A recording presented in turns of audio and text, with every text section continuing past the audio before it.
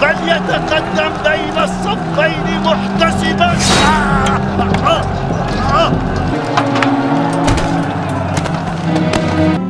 أيها الأمير، قتلنا عمار بن ياسر الذي يقول فيه رسول الله صلى الله عليه وسلم: تقتله الفئة الباغية. ما بك يا أبا عبد الله؟ أنحن قتلناه؟ لقد قتله من جاء به. لقد قتله من جاء به. لقد قتله من جاء به.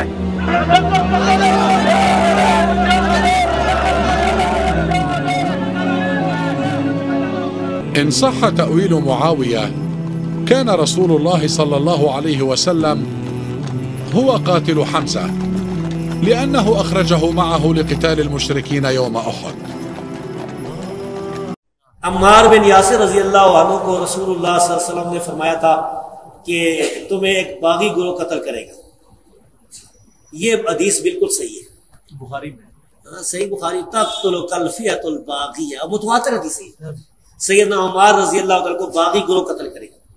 آگے لکھا ہے کہ وہ حضرت امیر معاویہ رضی اللہ عنہ کے گروہ کی طرف سے قتل ہوئے. نہیں، حضرت امیر معاویہ کے گروہ کی طرح یہ غلط ہے. سیدنا علی رضی اللہ تعالیٰ عنہ کے فوج میں وہ موجود تھے، ان کے گروہ میں، ان کے لشکر میں موجود تھے.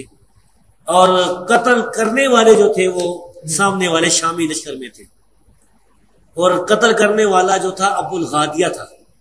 ابو الغادیہ شامی امیر معاویہ رضی اللہ عنہ کے لشکر میں تھا. ابو الغادیہ تو ابو الغادیہ جو ہے، اچھا تو اب یہ باغی والا جو ہے ہم فتویٰ نہیں لگاتے ہیں بھائی. اس مسئلے میں یہ ہے کہ صحابہ کرام دونوں طرف صحابہ کرام تھے. مسئلہ اجتہادی تھا. اجتہادی خطا کی وجہ سے جو ہے وہ یہ کہہ سکتے ہیں کہ بھائی سیدنا علی رضی اللہ تعالیٰ کا گروہ جو ہے وہ اقرب الی الحق کے، وہ حق پر ہے. دوسرا جو گروہ ہے، اگر کوئی اس کو باغی کسی نے کہا بھی نا تو وہ خطا اجتہادی کے معنی میں، یعنی باغی جو ہے وہ کافر نہیں ہوتا ہے. مسلمان باغی مسلمان بھی ہو سکتا ہے.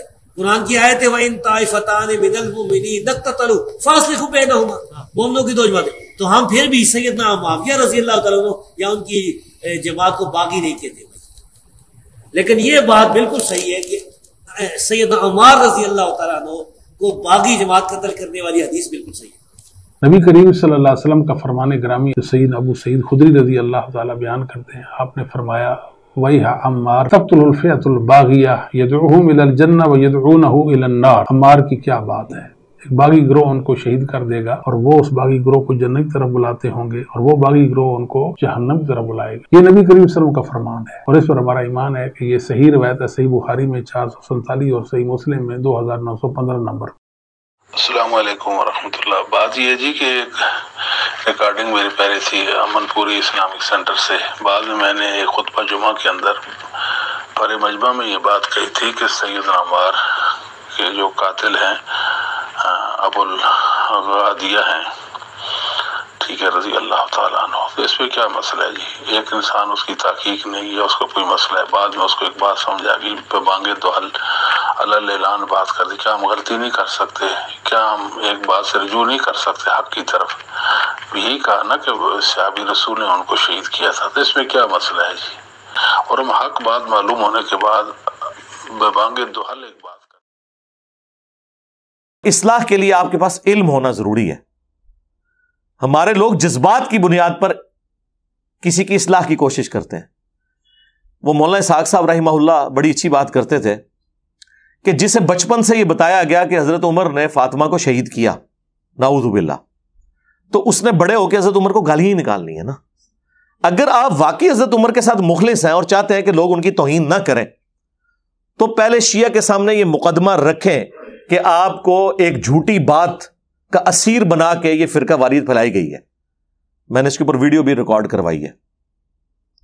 انہیں یہ پورا مقدمہ سمجھائیں، انہیں علمی طور پر پہلے قائل کریں، اور اگر وہ علمی طور پر قائل ہونے کے لیے تیار نہیں ہے تو ٹھیک ہے، ان کو ان کے حال پہ چھوڑ دیں. قرآن نے ہمیں کہا ہے وَإِذَا خَاطَبَهُمُ الْجَاهِلُونَ قَالُوا سَلَامًا. اگر جاہل سے واسطہ پڑے اس کو اس کے حال پہ چھوڑ دیں. میرے پاس بھی اگر کوئی آتا ہے بریلوی، دیوبندی، اہل حدیث، شیعہ، کوئی بھی، میں اپنی رائے رکھتا ہوں اس کے سامنے قرآن و سنت کی روشنی میں. اگر وہ کہتا ہے یہ لکھا تو ہوا ہے لیکن میں نا لیکن جڑی ہے نا باہر جا کے پائی. لیکن کے بعد اگر قرآن حدیث ہے تو ضرور. اگلے دن ایک بھائی میرے پاس ایک بریلوی کو لے آئے, اور ظاہر میں تو بہت کم یا پرسنل ملاقات کا تو ٹائم نہیں ہوتا. میں نے کہا چلو یار, اب اس نے آ کے کچھ باتیں کی سیدنا علی کے حوالے سے, تو میں نے اس کو ان باتوں کا جب جواب دیا تو اب وہ تو ایکسپیکٹ ہی نہیں کر رہا تھا کہ اتنی بڑا پھکا میرے اوپر کوئی پھینکے گا. وہ کہتا ہے جی وہ ابو داؤد میں حدیث ہے کہ سیدنا علی سے کسی نے پوچھا کہ یہ جنگ جمل صفین اور نہروان آپ نے جو لڑی ہے یہ آپ کا اپنا ذاتی اجتہاد ہے یا نبی علیہ السلام نے آپ سے فرمایا تھا کہ آپ نے یہ کام کرنا ہے؟ تو حضرت علی نے کہا یہ میرا ذاتی ڈیسیژن ہے. وہ کہتا ہے جی آپ تو یہ کہتے ہیں کہ حضرت علی نے رسول اللہ کی ڈیوٹی پوری کی. تو میں نے اسے کہا یار یہ دونوں باتیں کوئی ٹکراتی نہیں ہیں. نبی علیہ السلام نے کوئی بائی نیم تو مینشن نہیں کیا تھا, آپ نے جنرل کہا تھا. مسند احمد میں حدیث, المستدرک للحاکم میں حدیث کہ اللہ تعالیٰ نے مجھے قرآن کے ساتھ مبعوث کیا تو قرآن کی تنزیل کی خاطر مجھے کافروں کے خلاف تلوار اٹھانا پڑی, اور وہ بھی ایز اے لاسٹ ریزارٹ. حضور کی کبھی خواہش نہیں تھی کہ قریش کے خلاف جو آپ کا اپنا قبیلہ تھا تلوار اٹھاتے, لیکن تم میں ایک ایسا شخص بھی ہے, خوش نصیب شخص, جسے قرآن کی تفسیر کی خاطر تلوار اٹھانا پڑے گی مسلمانوں کے خلاف. اب یہ مسلمانوں کے خلاف جو ہے نا یہ بریکٹس میں ہے, کیونکہ کافروں کے خلاف اگر رسول اللہ کے ساتھیوں میں کسی نے تلوار اٹھائی ہے تو وہ حضرت ابو بکر ہے. مسلمہ کذاب کے خلاف حضرت عمر ہے, رومنز اور پرشینز کے خلاف. اور اسی حدیث میں آتا ہے جب حضور نے کہا نا کہ قرآن کی تفسیر کی خاطر اٹھانی پڑے گی, تو حضرت ابوبکر نے کہا انا یا رسول اللہ. آپ نے فرمایا لا, حالانکہ رسول اللہ کے تک یہ کلام لا ہوتا ہی نہیں تھا, کیونکہ آپ کی زبان پہ نہیں کا لفظ نہیں آتا تھا. آپ سے کچھ مانگتا بھی تھا نا تو آپ لا نہیں کرتے تھے. اور بخاری میں حدیث ہے نا کہ حضور کے جسم اتھر کے اوپر ایک چادر تھی, ایک صحابی نے کہا یا رسول اللہ مجھے دے دیں. حضور اندر گئے, طے کر کے واپس لا. پیچھے سے صحابہ نے اس کو کہا یار حضور کے پاس تو چادر ہی ایک تھی یہ اوپر اوڑھنے والی. تو اس نے کہا میں نے اپنے کفن کے لیے مانگی حضور سے, ٹھیک ہے, اور وہ بخاری کے الفاظ ہیں, اسے اسی کفن میں دفنایا گیا. پھر تو نبی علیہ السلام لا کرتے ہی نہیں تھے, آپ کی زبان پہ نہیں آتا ہی نہیں تھا. جود و سخا تھا آپ کی طبیعت میں, کسی نے کچھ بھی مانگا آپ نے دے دیا. آپ اپنی زبان پہ نہیں کا لفظ نہیں لاتے تھے. لیکن یہ ایسا موقع ہے, اور یہ مسلمان محدثین مفسرین علماء اکثر آپ کو یہ رسول اللہ کی خاصیت میں بتاتے ہوں گے کہ آپ نہیں لفظ نہیں بولتے تھے کبھی بھی. لیکن یہاں آپ نے فرمایا نہیں. حضرت عمر نے کہا انا یا رسول اللہ, فرمایا لا, بلکہ وہ شخص ہے جو میری جوتیاں گانٹ رہا ہے. حضرت علی حضور کی جوتیاں گانٹ رہے تھے, کیونکہ اس حدیث میں آتا ہے کہ اپنی بیوی کے گھر سے نکلے تو آپ کی ایک جوتی ٹوٹ گئی, تو حضور نے وہ جوتی حضرت علی کو گانٹنے کے لیے دی, اور تھوڑی دور جا کے حضرت علی سے الگ ہو کے صحابہ کو اکٹھا کیا انتظار میں کہ وہ جوتی گانٹ کے تو آئیں. تو اس سے آپ ذرا فرینکنس کا لیول دیکھیں, آپ اس لیول پہ کس کو اپنے ساتھ اٹیچ کرتے تھے؟ سیدنا علی کو. حضرت علی کی غیر موجودگی کا فائدہ اٹھا کے حضور نے یہ بات کی. آپ نے فرمایا لیکن وہ شخص ہے جو میری جوتیاں گانٹ رہا ہے, وہ قرآن کی تفسیر کی خاطر تلوار اٹھائے گا مسلمانوں کے خلاف. تو صحابہ کرام کہتے ہیں اسی وقت ہم حضرت علی کے پاس آئے انہیں خوشخبری سنانے کے لیے, تو ان کے چہرے کے ایکسپریشنز ایسے تھے کہ جس سے ہم نے جج کیا کہ حضرت علی کو یہ بات پہلے پتہ ہے کہ میں نے قرآن کی تفسیر کی خاطر لڑنا ہے. قرآن کی تفسیر کیا؟ سورہ الحجرات کی آیت نمبر 9 کہ جب مسلمانوں کا کوئی گروہ باغی ہو جائے تو اس کے خلاف قتال کرو یہاں تک کہ وہ توبہ پر آمادہ ہو. یہ آپ کو بخاری سے حدیث بتاتے ہیں جی وہ ابو بکرہ کہتے تھے جب ایک شخص نے اجازت چاہی کہ میں حضرت علی کا ساتھ دوں جنگ جمل میں, تو ابو بکرہ نے کہا کہ اپنی تلوار پھینک دو, کیونکہ میں نے رسول اللہ سے سنا تھا کہ جب دو مسلمان آپس میں لڑیں تو قاتل اور مقتول دونوں جہنم میں ہیں. تو ہم نے پوچھا کہ مقتول کیوں جہنم میں ہے؟ تو رسول اللہ نے فرمایا اس نے بھی تو اپنے بھائی کے قتل کا ارادہ کیا تھا, قاتل بھی جہنم میں اور مقتول بھی. نعوذ باللہ. یہ حدیث کا کوئی لینا دینا ہے اس بات کے ساتھ؟ یعنی یہ حدیثیں حضرت علی کو نہیں پتا, حدیث تو ان کو یاد تھی لیکن اس کی امپلیمنٹیشن نہیں پتا تھی، ان کا اجتہاد غلط ہے۔ قرآن میں جب آ گیا ہے کہ آپ نے قتال کرنا ہے، ریٹ آف دی گورنمنٹ کو آپ نے اسٹیبلش کرنا ہے۔ اچھا، اب سورہ حجرات کی اس آیت کی تفسیر وہ بنے۔ اب اس حدیث کے تحت حضرت علی کو یہ تو پتا تھا میرے دور خلافت میں مجھے جنگیں لڑنا پڑیں گی، لیکن کوئی بھی شخص یہ جرت تو نہیں کرے گا کہ اپنے فیصلے کو رسول اللہ کی طرف منسوب کرے، اسپیسیفک کر کے۔ جنرل تو کر سکتا ہے، رسول اللہ کی طرف تو منسوب کرنے کی ضرورت ہی نہیں ہے۔ اس سے بڑی بات ہے، قرآن میں آیا کہ جب مومنین کا کوئی گروہ باغی ہو جائے اس کے خلاف قتال کرو۔ حضرت علی کے سامنے تو قرآن موجود تھا کہ یہ میری ریٹ آف دی گورنمنٹ کو چیلنج کر رہے ہیں۔ قرآن کہہ رہا ہے کہ مسلمانوں کے خلاف بھی تلوار اٹھانی ہے اگر وہ گورنمنٹ کی اطاعت سے باہر نکلے، تو رسول اللہ کی تو حدیث کی ضرورت ہی نہیں ہے، حضرت علی نے تو قرآن پہ عمل کیا ہے۔ لیکن یہ حضرت علی کی للہیت ہے کہ وہ اپنی کسی بھی بات کو اسپیسیفکلی رسول اللہ کی طرف منسوب نہیں کر رہے، کیونکہ وہ سوال کرنے والا یہ پوچھ رہا تھا کہ بائی نیم وہ مینشن کریں، تو بائی نیم انہوں نے کیوں مینشن کرنا ہے؟ وہ تو بڑے احتیاط کرنے والے لوگ تھے۔ بخاری مسلم میں حدیث ہے، مولا علی کہتے ہیں میں آسمان سے زمین پر گر پڑوں مجھے گوارا ہے، لیکن یہ گوارا نہیں کہ میں کوئی ایسی بات حضور کی طرف منسوب کر دوں جو میں نے خود نہ حضور سے سنی ہو۔ یہ مجھے ڈر لگتا ہے کہ اس کے اوپر بڑا عذاب ہے، کیونکہ بخاری مسلم میں حدیث ہے جس نے میری طرف کوئی حدیث منسوب کی جو میں نے نہیں فرمائی تھی وہ اپنا مقام جہنم میں دیکھ لے۔ اس حدیث کے راوی بھی مولا علی ہیں، اور یہ مسلم کی پہلی حدیث ہے اور بخاری میں بھی ہے۔ تو اس لیے حضرت علی رضی اللہ تعالیٰ عنہ یا کوئی اور صحابہ بھی اپنے کسی بھی عمل کو اسپیسیفکلی مینشن کر کے نہیں استعمال کرتے تھے اپنی جسٹیفیکیشن کے لیے۔ اس کا یہ مطلب نہیں ہے کہ وہ جسٹیفیکیشن غلط ہو گئی ہے۔ مثلا پوری امت، چلے بالخصوص اہل سنت تو یہ مانتے ہیں کہ نبی الاسلام کے بیماری کے دنوں میں نمازیں کس نے پڑھائیں؟ سیدنا ابو بکر الصدیق رضی اللہ تعالیٰ عنہ نے۔ اور ہم کہتے ہیں نبی الاسلام نے حضرت ابو بکر کو اپنے مصلی پہ کھڑا کیا، یہ اس بات کا ثبوت ہے کہ وہ میرے خلیفہ ہیں، میرے بعد کہتے ہیں نا ہم لوگ۔ تو یہ بات حضرت ابو بکر کو تو کوئی نہیں تھی پتا۔ کسی حدیث کے اندر حضرت ابو بکر نے کہا ہے، اس حدیث کو کہیں انہوں نے یوز کیا ہے؟ وہ غامدی صاحب بھی ان کو پتہ نہیں شیطان نے کہانی کرائی، وہ کہتے ہیں جی عمار کو باغی جماعت قتل کرے گی، تو حضرت علی نے یہ حدیث کیوں نہیں کوٹ کی حضرت معاویہ کو؟ بھی کی ہے کوٹ۔ آپ کو اگر حدیث کا نالج نہیں ہے تو آپ باہر نکلیں، کوٹ کی ہے۔ حضرت معاویہ کو خود بھی پتا تھی، وہ پھر ٹاپک اور طرف چلا جائے گا۔ کوٹ نہ بھی کریں تب بھی کوئی فرق نہیں پڑتا۔ کیا حضرت ابو بکر نے کوٹ کی ہے کہ میں مصلی پہ کھڑا ہوں لہذا میں خلیفۃ الرسول ہوں؟ بخاری مسلم میں تو ملتا ہے سقیفہ بنی ساعدہ میں حضرت عمر کا ہاتھ پکڑا اور ابو عبیدہ کا ہاتھ پکڑا حضرت ابو بکر نے جو خطبہ دیا وہاں پہ، جب وہ سعد ابن عبادہ نے وہ انصار کو جمع کیا تھا، وہ خود خلیفہ بننا چاہتے تھے، اور کہا کہ یہ دو بندے ہیں جن سے نبی الاسلام راضی تھے، تم ان دونوں میں سے ایک اپنا خلیفہ چن لو، عمر اور ابو عبیدہ میں سے۔ اور اس پہ حضرت عمر کہتے ہیں کہ میرے تلوار سے 2 ٹکڑے کر دیے جائیں، مجھے یہ گوارا ہے، لیکن مجھے یہ گوارا نہیں تھا کہ کسی ایسی مجلس میں جس میں حضرت ابو بکر موجود ہوں لوگ میرے ہاتھ پہ بیعت کریں۔ تو حضرت عمر نے فوراً ان کا ہاتھ چھٹک دیا، انہوں نے کہا نہیں، آپ کو ہم خلیفہ چنیں گے۔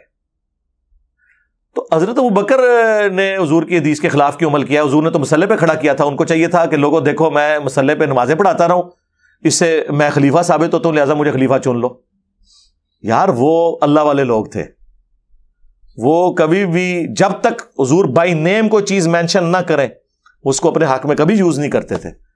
آپ تو جو چیزیں نہیں ہیں وہ مس یوز کرتے ہیں،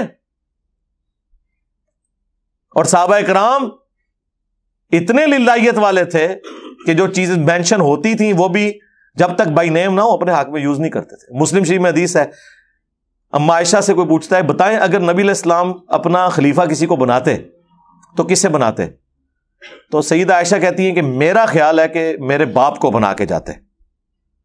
تو کسی نے نہیں ان سے سنی نے کھڑے ہو کے کہا کہ حضرت آپ بھی خیال ہی ظاہر کر رہی ہیں، وہ تو مصلی پہ کھڑا کیا، آپ کو نہیں پتا؟ حضرت عائشہ کو کیوں نہیں پتا؟ بخاری مسلم میں ہی ہے کہ جب مصلی پہ کھڑا کرنے کے لیے کہا تو حضرت عائشہ نے کہا یا رسول اللہ میرے باپ کو مصلی پہ کھڑا نہ کریں، وہ بڑے کمزور دل والے ہیں، جب آپ کے مصلی پہ کھڑے ہوں گے تو ان پہ رکت طاری ہو جائے گی کہ آج ایسا دن آیا کہ مجھے حضور کی جگہ نمازیں پڑھانی پڑ رہی ہیں، تو وہ یہ برداشت نہیں کر سکیں گے ہم، تو آپ کسی اور کی ڈیوٹی لگا دیں۔ تو ہم عائشہ کو تو پتا تھا کہ میرے باپ کو مصلی پہ کھڑا کیا۔ حضور اتنے ناراض ہوئے، آپ نے فرمایا تم یوسف والیاں ہو، میری بیوی ہو، تم یوسف والیاں ہو، جس طرح یوسف کو ان عورتوں نے تکلیف دی تھی تم مجھے تکلیف دے رہی ہو، ابو بکر کو نمازیں پڑھائے۔ اب اتنا جب ایمفسائز موجود تھا تو ہم عائشہ کہتی نا، ان کا نہیں، میرا خیال ہے حضرت ابو بکر کو بناتے، ان کا ابو بکر کے علاوہ اگر کسی کو بناتے۔ دوسرے نمبر پہ حضرت عمر کا ذکر کیا اور تیسرے نمبر پہ ابو عبیدہ کا۔ بخاری میں حدیث ہے، اما عائشہ سے آ کے لوگ کہتے ہیں کہ لوگ چیما گوئیاں کر رہے ہیں کہ رسول اللہ نے حضرت علی کے لیے کوئی وصیت فرمائی تھی خلافت کے حوالے سے، تو اما عائشہ کہتی ہیں کہ رسول اللہ کی وفات میری گود میں ہوئی ہے، نبی علیہ السلام نے کسی کے لیے کوئی ایسی وصیت نہیں فرمائی۔ اب وہ بڑا اچھا موقع تھا، اما عائشہ کہتی کہ نہیں، وصیت میرے باپ کے لیے ہوئی ہے۔ وہ تو ہم بعد میں ضربیں تقسیمیں لگاتے ہیں نا، کہ بخاری کی حدیث ہے کہ نبی علیہ السلام اپنے بیماری کے دنوں میں کہتے تھے اے عائشہ میری خواہش ہے کہ میں تیرے بھائی عبد الرحمن کو اور تیرے والد ابو بکر کو بلاؤں اور میں ان کے لیے وصیت کر دوں، مجھے خطرہ ہے کہ میرے بعد کوئی مانگنے والا مانگے گا، لیکن پھر میں نے اس ارادے کو ترک کر دیا کیونکہ مجھے پتا ہے کہ اللہ اور میری امت ابو بکر کے علاوہ کسی پہ راضی نہیں ہوگی۔ وہاں پہ حضرت ابو بکر کا نام بھی ہے، لیکن یہ نہیں مینشن کہ یہ کس واقعے کی طرف اشارہ ہے، وہ خلافت کی طرف اشارہ تھا۔ ہم اس کو کوٹ کرتے ہیں صحیح بخاری کی حدیث کو حضرت ابو بکر کی خلافت کے حق میں، لیکن اس حدیث کو حضرت ابو بکر نے کبھی اپنے خلافت کے حق میں کوٹ نہیں کیا۔ یہ پھکی میں دے رہا ہوں غامدی صاحب کو، ٹھیک ہے نا، کیونکہ ہمارے ساتھ جس کی ٹکر ہوگی نا علمی دلائل میں، پھر ہم اس کو ہر میدان میں اس کو شیشہ دکھائیں گے کہ تم لوگ جو ہے وہ، اب میں وہ یہ نہیں کہتا کہ منافقت کے اوپر کھڑے ہو، دو مختلف جگہ تمہارا کرائٹیریا مختلف ہوتا ہے۔ تو اس حدیث کو نہ حضرت ابو بکر نے کبھی یوز کیا، نہ اما عائشہ نے کبھی یوز کیا۔ یہ تو حضور ہم انہوں یاد آ گیا حضور کہنے ہوندے سن۔ حالانکہ میرا عقیدہ یہی ہے علا وجہ بصیرت، مولانا اسحاق صاحب بھی اسی عقیدے کو مانتے تھے کہ یہ خلافت کی وصیت کی طرف اشارہ تھا۔ ظاہر ہے رسول اللہ بادشاہ نہیں تھے، مولا علی ان کے بچوں کی جگہ تھے، نبی علیہ السلام نے کبھی بھی اپنے بیٹے کو خلیفہ نہیں بنانا تھا کیونکہ ختم نبوت ہو چکی ہے۔ ہاں ختم نبوت نہ ہوئی ہوتی نا تو حضرت علی کو سکسیسر وہ نامزد کرتے، کیونکہ انبیاء کے بیٹے انبیاء کے سکسیسر ہوا کرتے تھے، لیکن ختم نبوت کو انشور کیا۔ بخاری مسلم دونوں میں حدیث ہے، جب غزوہ تبوک پہلا اور آخری موقع تھا کہ حضرت علی اس جنگ میں نہیں تھے، انہوں نے رونا شروع کر دیا، یا رسول اللہ میں آپ کے ساتھ جاؤں گا، اس طرح آپ کو نہیں چھوڑ سکتا۔ تو حضور نے ان کی دلجوئی کے لیے فرمایا کہ میں تمہیں عورتوں اور بچوں کے اوپر اپنا خلیفہ حکمران کے طور پر مدینہ شریف میں چھوڑ کے جا رہا ہوں، کیا تم اس بات پہ راضی نہیں ہو کہ تمہاری میرے ساتھ وہی نسبت ہے جو ہارون کی موسیٰ کے ساتھ، مگر میرے بعد کوئی نبی نہیں۔ ہائے ہائے ہائے، ہارون کے ساتھ موسیٰ والی نسبت، دونوں پیغمبر تھے اور موسیٰ علیہ السلام کا حضرت ہارون سے بڑھ کر کوئی ساتھی نہیں تھا، اور نبی علیہ السلام نے اس لیول کا ساتھی حضرت علی کو کہا، بخاری مسلم دونوں میں، کیونکہ جب کوہ طور پر موسیٰ علیہ السلام گئے تھے اپنی جگہ حضرت علی کو۔ اس سے جو شیعہ نے رزلٹ نکالا نا خلافت والا، وہ بھی غلط ہے۔ اس کی وجہ یہ ہے کہ حضرت ہارون علیہ السلام حضرت موسیٰ علیہ السلام سے پہلے ہی فوت ہو گئے تھے۔ حضرت ہارون سکسیسر نہیں حضرت موسیٰ کے بنے، جوشع ابن نون بنے ہیں، کیونکہ حضرت موسیٰ تو زندہ تھے اور حضرت ہارون فوت ہو گئے، وہ بڑے بھائی تھے ان کے۔ دوسری طرف سنیوں کو بھی پھکی مل گئی کہ رسول اللہ کے سب سے قریبی، سب سے بڑے مددگار، یہ تو قرآن میں آیا نا کہ حضرت موسیٰ نے دعا مانگ کے ہارون کو لیا تھا۔ اس لیول کا رسول اللہ کا کوئی ساتھی تھا تو صرف ایک تھا، علی بن ابی طالب رضی اللہ تعالیٰ عنہ علیہ السلام، اور دوسرا فرمایا مگر میرے بعد کوئی نبی نہیں، یعنی ختم نبوت ہو گئی ہے۔ تو یہ حدیث واضح اشارہ ہے کہ اگر رسول اللہ کے بعد کوئی نبی ہوتا تو مولا علی ہوتے ہیں، کیونکہ ہارون اور موسیٰ دونوں پیغمبر، محمد اور علی، یہاں پہ بھی علی نے پیغمبر ہونا تھا لیکن ختم نبوت ہوگی. لہذا یہ حدیث ختم نبوت کے اوپر بھی پیرا دیتی ہے کہ یہ غلام احمد قادیانی دجال نے اور اس کے ماننے والوں نے جو جھوٹی نبوت کلیم کی ہے، تو ہم پوچھتے ہیں کہ اگر امتی نبی کوئی سٹیٹس تھا تو اس امت میں اگر کسی شخص کو حاصل ہو سکتا تھا تو مولا علی تھے. وہاں حضور کہہ دیتے نا کہ میرے بعد کوئی نبی نہیں مگر امتی نبی ہوں گے اور علی امتی نبی ہے. تو سرکار اگر علی امتی نبی نہیں ہے تو غلام احمد قادیانی دجال تے شاہی کوئی نہیں ہے. غلام احمد قادیانی دجال زندہ بھی ہو جائے نا اور آپ اس سے پوچھے کہ تو اپنے آپ کو حضرت علی سے افضل مانتا ہے، وہ بھی جرت نہیں کرے گا. وہ جو اس کی بکواسیات ہے نا، وہ زومانی جملے جس طریقے سے بولتا ہے، ادروائز یہ نہیں کہ وہ حضرت حسین یا حضرت علی رضی اللہ تعالیٰ عنہ علیہ السلام سے اپنے آپ کو افضل مانتا ہوگا. باقی گستاخیاں تو اس نے کی ہیں حضرت حسین کی بھی، انڈائریکٹلی کی ہیں، لیکن وہ گستاخی ہوتی ہے اس طرح کی مثال بیان کرنا بھی. تو جب حضرت علی امتی نبی نہیں ہے تو اور کوئی شخص کیسے امتی نبی ہونے کا دعویٰ کر سکتا ہے؟ تو یہ میں نے ساری باتیں اس لیے کی کہ غامدی صاحب کا یہ کہنا کہ یہ جو حدیث بخاری اور مسلم کی یہ فراڈ ہے، حالانکہ یہ حدیث متواتر ہے اور محدثین نے اس حدیث کے دفاع کے اوپر کتابیں لکھی ہیں. چند گنتی کی احادیث ہیں جو متواتر ہیں، جو کثرت سے صحابہ نے روایت کی ہیں. 20 سے زیادہ اصحاب نے یہ حدیث روایت کی ہوئی ہے، جو بخاری میں 2812 ہے اور 447 اور مسلم میں 7320 سے لے کے 7324 تک. تقتلہ الفئۃ الباغیہ ویح عمار، افسوس ہے عمار، تجھے ایک باغی جماعت قتل کرے گی. یدعوہم الی اللہ یدعوہم الی الجنہ، دونوں الفاظ ہیں.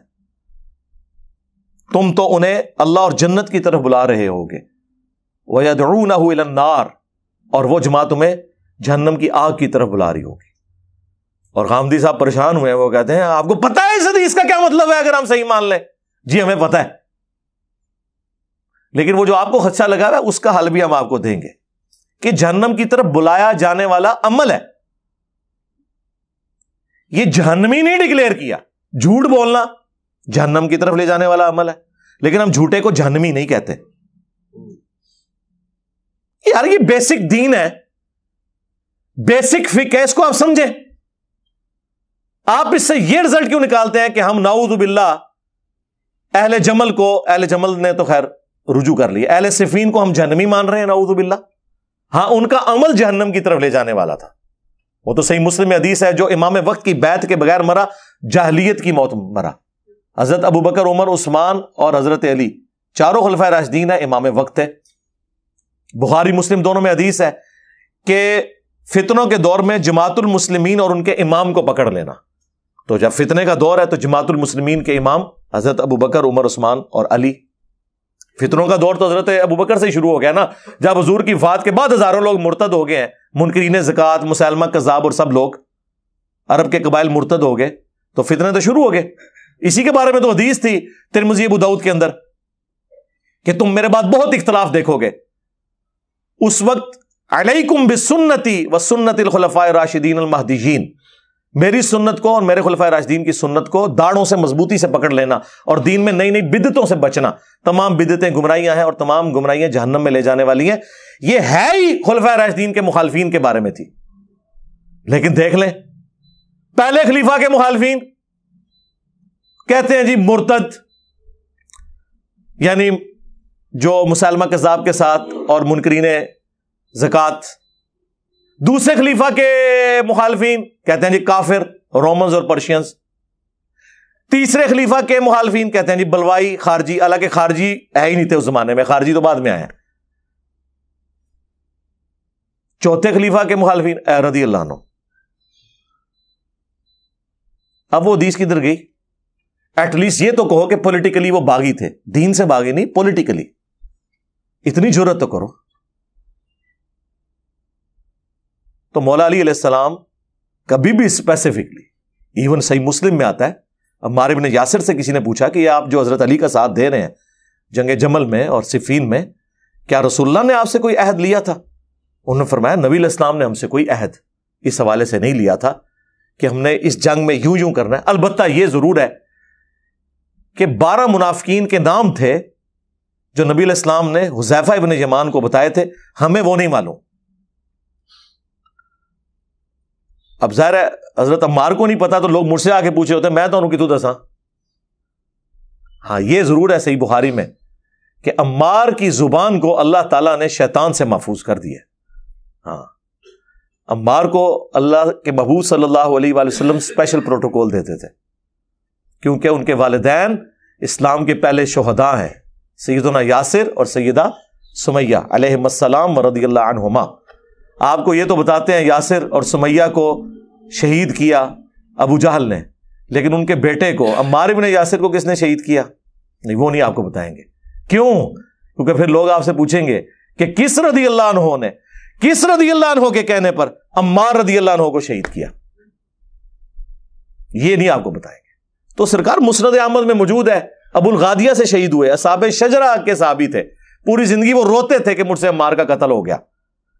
مسند احمد میں یہ ہے عمر بن عاص گھبرائے ہوئے آئے اور حضرت معاویہ سے کہا کہ دیکھو عمار قتل ہو گیا, اور رسول اللہ نے فرمایا تھا صلی اللہ علیہ وآلہ وسلم عمار کو باغی جماعت قتل کرے گی. تو انہوں نے کہا تم اونٹ کی طرح اپنے پیشاب میں پھسل رہے ہو, لوگوں کو خود یہ بات بتا رہے ہو, یہ بات نہ بتاؤ, ہم نے قتل کیا ہے, اس کو تو علی اس کے ساتھیوں نے قتل کر دیا کہ لا کے ہمارے نیزوں کے آگے پھینک دیا. اندازہ کرو, ایتھو کان پھڑیا جا کے, کان بھی نہیں کوئی اور شاہی پڑی. حضرت علی تک جب یہ بات پہنچی تو انہوں نے فرمایا کہ اچھا پھر اس کا مطلب ہے کہ کیا نعوذ باللہ حضرت حمزہ کے قاتل رسول اللہ تھے کہ نہ عہد میں لے کے آتے اور نہ حمزہ شہید ہوتا. یہ پکی دی مولا علی نے. اور دیکھیں یہ فرضی بات کرنا بھی کوئی رسول اللہ کی توہین نہیں ہے. سمجھانے کے لیے موٹے دماغ والے بندوں کو ایسے جملے بولنے پڑتے ہیں, ورنہ اگر آپ ایبسولوٹلی یہ جملہ سنیں تو لوگ تو کہیں گے گستاخی ہے کہ بھی کیا حمزہ کو حضور نے قتل کیا تھا کہ وہ ساتھ, وہ کہیں گے یار یہ کیا بات ہے. لیکن حضرت علی نے سمجھانے کے لیے بات کی تو سرکار پتا تھا سب کچھ. عبداللہ بن عمر بن عاص جو عمر بن عاص کے بیٹے ہیں, مسند احمد میں آتا ہے کہ عمار کا کٹا ہوا سر لا کے حضرت معاویہ کے سامنے رکھا گیا اور وہ حضرت معاویہ سے ڈیمانڈ کر رہے تھے اس کے اگینسٹ کہ آپ ہمیں دولت دیں کہ ہم نے یہ کارنامہ کیا ہے. آپ کہہ رہے ہیں معاویہ کو پتہ ہی نہیں چلا. تو عبداللہ بن عمر بن عاص وہاں کھڑے تھے, انہوں نے کہا بہتر ہے کہ اپنے ساتھی کے حق میں دستبردار ہو جاؤ. تم جو فخریہ کہہ رہے ہو نا میں نے مارا, دوسرا کہہ رہا ہے میں نے مارا, بہتر یہ ہے کہ ایک دوسرے پہ پھینک دو, کیونکہ میں نے رسول اللہ سے سنا تھا کہ عمار کا قاتل اور مال لوٹنے والا جہنم کی آگ میں ہے. ہاں یہاں پہ اسپیسیفکلی ہے بات کہ عمار کو قتل کرنے والا اور مال لوٹنے والا جہنم کی آگ میں. اس میں ہی محدث اعظم سعودیہ شیخ ناصر الدین البانی نے رد کیا ہے ابن حجر اسقلانی کا. انہوں نے کہا یہ بڑی مشکل تعویل ہے جو تم کر رہے ہو کہ ابو الغادیہ اصحاب شجرہ میں سے ہے اور اسے وہ فضیلت کفایت کر جائے گی مسلم شریف کی کہ جن لوگوں نے درخت کے نیچے مجھ سے بیعت کی انہیں جہنم کی آگ نہیں چھوئے گی. وہ جنرل فضیلت ہے. جب اسپیسیفکلی نبی علیہ السلام فرما رہے ہیں کہ عمار کا قاتل اور مال لوٹنے والا جہنم کی آگ میں ہے, تو ابو الغادیہ کی ہم کوئی اس کی طرف سے دفاع نہیں کر سکتے. یہ محدث اعظم سعودیہ شیخ ناصر الدین البانی تو وہ رافضی تھے یا انجینئر صاحب کی وہ ویڈیوز دیکھتے تھے. اللہ کے بندوں میری ویڈیو ریکارڈنگ سے 10 سال پہلے وہ فوت ہو گئے ہیں 1999 میں, لیکن محدث تھے, انہیں پتا تھا. شیخ زبیر الزئی رحمہ اللہ ان کی تو ویڈیو ریکارڈ میں نے کر لی تھی اس حدیث کے حوالے سے. عمار بن یاسر رضی اللہ عنہ کو رسول اللہ صلی اللہ علیہ وسلم نے فرمایا تھا کہ تمہیں ایک باغی گروہ قتل کرے گا. یہ حدیث بالکل صحیح ہے, بخاری میں صحیح بخاری تقتل الفئۃ الباغیہ, متواتر حدیث ہے. سیدنا عمار رضی اللہ عنہ کو باغی گروہ قتل کرے گا. آگے لکھا ہے کہ وہ حضرت امیر معاویہ رضی اللہ کے گروہ کی طرف سے قتل ہوئے. حضرت علی نہیں, حضرت امیر معاویہ کے گروہ کی طرح یہ غلط ہے. سیدنا علی رضی اللہ تعالیٰ عنہ کی فوج میں وہ موجود تھے, ان کے گروہ میں ان کے لشکر میں موجود تھے, اور قتل کرنے والے جو تھے وہ سامنے والے شامی لشکر میں تھے, اور قتل کرنے والا جو تھا ابو الغادیہ تھا. ابو الغادیہ شامی امیر معاویہ رضی اللہ کے لشکر میں تھا ابو الغادیہ. تو ابو الغادیہ جو ہے اچھا, تو اب یہ باغی والا جو ہے ہم فتویٰ نہیں لگاتے ہیں بھائی. اس مسئلے میں یہ ہے کہ صحابہ کرام دونوں طرف صحابہ کرام تھے, مسئلہ اجتہادی تھا, اجتہادی خطا کی وجہ سے جو ہے وہ یہ کہہ سکتے ہیں کہ بھائی سیدنا علی رضی اللہ تعالیٰ کا گروہ جو ہے وہ اقرب الی الحق ہے، وہ حق پر ہے. دوسرا جو گروہ ہے اگر کوئی اس کو باغی کسی نے کہا بھی نا تو وہ خطا اجتہادی کے معنی میں، یعنی باغی جو ہے وہ کافر نہیں ہوتا ہے، مسلمان باغی مسلمان بھی ہو سکتا ہے.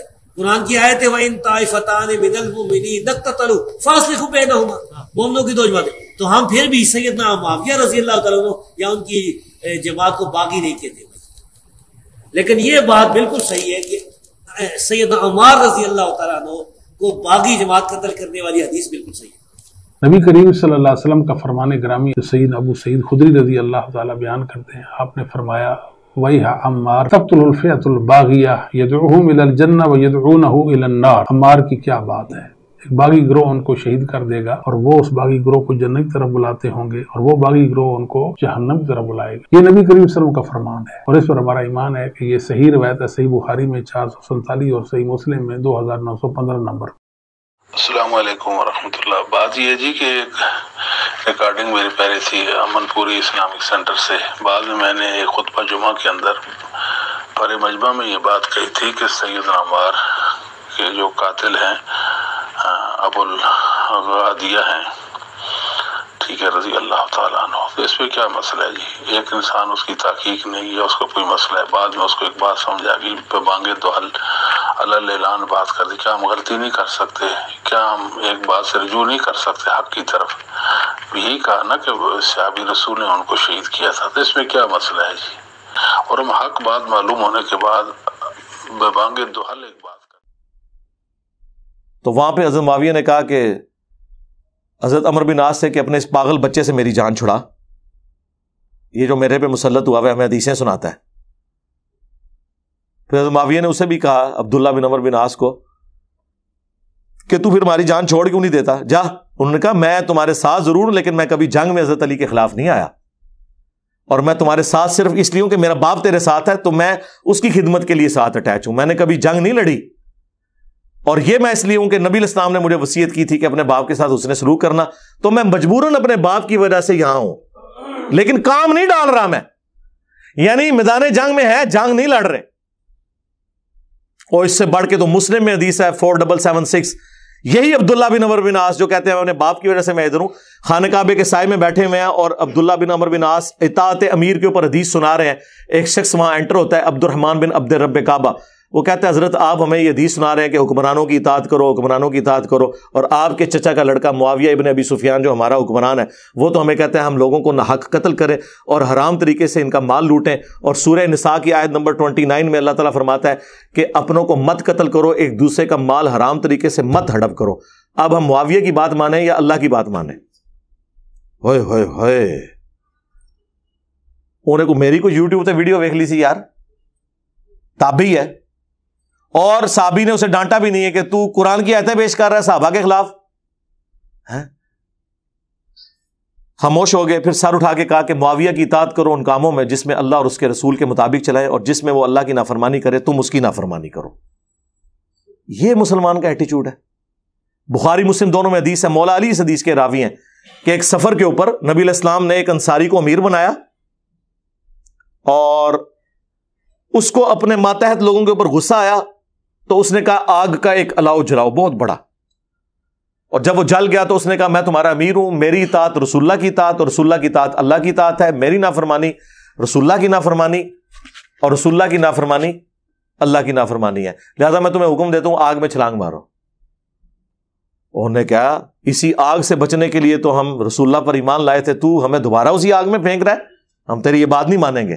وہ صرف حنفی ہیں جو امام حنیفہ کی بات بغیر دلیل کے مان لیتے ہیں. میں ہوں ایڈ کر لیں،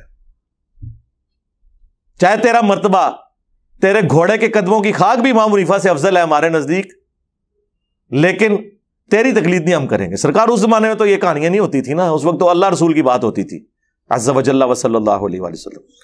واپسی پہ جب جھگڑا حضور کی بارگاہ میں پیش ہوا تو نبی علیہ السلام نے فرمایا کہ اگر تم اس آگ میں کودتے تو سیدھا جہنم کی آگ میں جا کے نکلتے. مخلوق کی اطاعت صرف معروف میں ہے، منکر میں نہیں. اللہ کی نافرمانی میں مخلوق کی اطاعت نہیں ہے. یہاں پہ بزرگ بابوں اور علماء کی اندھی تقلید کے اوپر آپ کو لگایا ہوا ہے. سرکار اگر صحابہ کرام کا یہ سٹیٹس ہے تو تھوڑے بابے تو شاہی کوئی نہیں, ہمارے مقابلے پہ نہیں, صحابہ کرام کے مقابلے پہ. تو یہ ایک کرائٹیریا تھا. لہٰذا آپ ذرا ذہن میں رکھیں کہ یہ ساری کی ساری باتیں جب کی جاتی ہیں تو اپنے ذہن کو کھولیں. آپ جان بوجھ کے ایک ایسا بیچ میں نہ کوئی ایسا پوائنٹ آف ویو لے کے آیا کریں کہ پھر ہمیں مجبوراً پھر زیادہ کھول کے باتیں بیان کرنی پڑیں.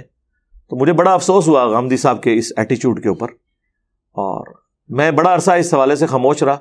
مجھے کافی لوگوں نے کہا, میں نے کہا یار اب بات یہ کہ اتنی غیر علمی جب کوئی بات کرے, چلے میں جہالیت لفظ نہیں استعمال کرتا, پھر وہ لوگ برا مناتے ہیں, تو پھر ان باتوں کا کیا جواب دے. آپ کا مختلف جگہ مختلف کرائٹیریا ہوتا ہے, کسی گراؤنڈ کے اوپر آپ کھڑے تو ہوں, پھر ہم بات تو اس کا جواب دیں گے جو قرآن و سنت بیان کرے, جو صرف اپنی رائے بیان کر رہا ہے, اپنی خواہشات کا نام یا اپنے نیریٹو کا نام اس نے دین رکھا ہوا ہے. خواہشات نہیں میں کہتا, بدگمانی نہیں کرتا, اس کی باتوں کو ہم کیا اس کو ریبٹل کریں. ہم پیش کرتے ہیں قرآن میں لکھا ہوا ہے, بخاری میں لکھا ہوا ہے, مسلم میں لکھا ہوا ہے. اب اس کے جواب میں کوئی صرف ایسے ایسے کر کے اپنی رائے بیان کر دے تو میں اس کا کیا جواب دوں یار. ہم نے تو وہ بیان کرنا ہے جو قرآن و سنت میں لکھا ہوا ہے. کیا قرآن و سنت میں نہیں لکھا ہوا اطیعوا اللہ و اطیعوا الرسول و اولی الامر منکم, اطاعت کرو اللہ کی اور اس کے رسول کی اور اپنے حکمران کی. ہاں تنازع ہو جائے تو اللہ اس کے رسول کی طرف پلٹاؤ گے, حکمران وقت کی اطاعت نہیں کرنی ہے. مسلم شریف میں حدیث ہے کہ جب ایک خلیفہ کی بیعت ہو جائے اور دوسرا اس کے خلاف کھڑا ہو جائے تو اسے قتل کر دو. اسی کے تحت مولا علی نے جنگ جمل صفین و نہروان لڑی ہیں. اور مسلم شریف کی اور بخاری میں بھی یہ حدیث موجود ہے کہ جو خلیفہ وقت کی بیعت کے بغیر مرا وہ جاہلیت کی موت مرا. اور بخاری مسلم میں حدیث کہ فتنوں کے دور میں جماعت المسلمین اور ان کے امام کو پکڑ لینا, یہ آج کی جماعت المسلمین نہیں, یہ امام سے مراد خلیفہ وقت ہے, اس کو آپ نے پکڑنا ہے. تو ہم نے مطلب قرآن و سنت کے دلائل کو دیکھنا ہے. اور میں آپ کو بتاؤں جن لوگوں کو اپنی زندگی میں یہ بات اوائل میں نہیں سمجھ آئی نا, اینڈ پہ سمجھ آ گئی ہے. عبداللہ بن عمر کے بارے میں مجمع الزوائد میں اور المستدرک للحاکم میں آتا ہے, وہ عبداللہ بن عمر جو یزید کی بیعت توڑنے سے بھی روک رہے تھے, صحیح بخاری مسلم میں آیا.